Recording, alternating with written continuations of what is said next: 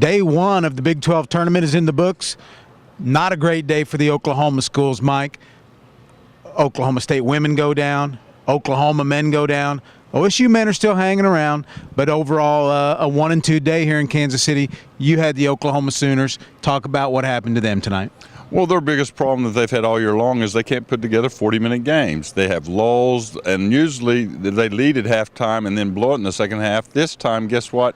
They trailed at halftime, and for the 14th consecutive game, they do not outscore their opponent in the second half, and it just doomed them. And by the way, that's the third straight losing season. That was the carrot tonight. Win tonight, you're probably 16-16 if you lose to Kansas on Thursday in the quarterfinals. They lost. They finished 15-16.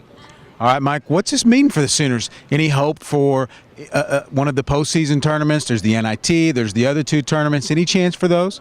Well, you don't have to have a winning record to get in the NIT, but as we've done research in the past, usually you're a bubble team almost for the NCAA. That's how much the tournament's improved and grown in the last 5 or 6 years.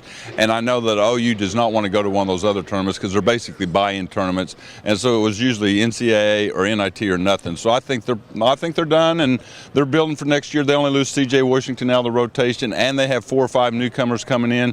So I think that there's going to be some positives going forward, but it was a disappointment after a 10-2 non-conference start. What, in the end here, what do the Sooners take from this season? I think that he is stressing Coach Kruger that you got to be tougher mentally, physically, that they showed it at times but not consistently, and in a conference like the Big 12, that's what will get you beat. I think that's what they'll take, and in the offseason they'll stress it more. On your side, the Cowboys, though, they got another win, and they're still alive, still playing. And how many players did they have suit up tonight? Like 5, 6. But even a guy named Kyle Sager got a basket tonight. It didn't sound like a lot of fun for a team that's been pretty banged up. It was fun for them.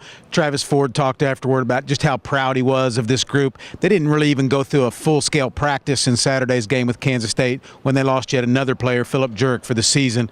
They had 6 full-time scholarship players tonight. They win 76-60 over Texas Tech. Wasn't pretty. They dominated much of the game, but there was a point where they fell behind in the second half, and at that point, C.J. Guerrero came through, hit a couple of threes. He's the one guy with fresh legs, Mike. Hit some threes, got him a spark going, and they eventually pulled away to win. Keaton Page, 20 points. Brian Williams, 19 points. Overall, pretty good night for the Cowboys. They'll play Missouri tomorrow, Thursday night, 6 o'clock here in the Sprint Center. It's going to be a tough matchup for them. And that's a good matchup if they had a lot of bodies, but there was also a little bit of news tonight. We hear LeBron Nash is definitely going to return to Oklahoma State, and so that's one of the items in the paper tomorrow people need to read, right? That's right. A couple of weeks ago, he said he was 70% sure that he would be coming back to the Cowboys. That number is now 100%. He knows that it wasn't a great season for him. He had, I think, initially thought maybe of being a one-and-done type player. He won't be doing that. He'll be with the Cowboys again next year when they'll be young. But, hey, this season's not over yet. One more game at least here in Kansas City. We're going to sign off from here. Keep with us.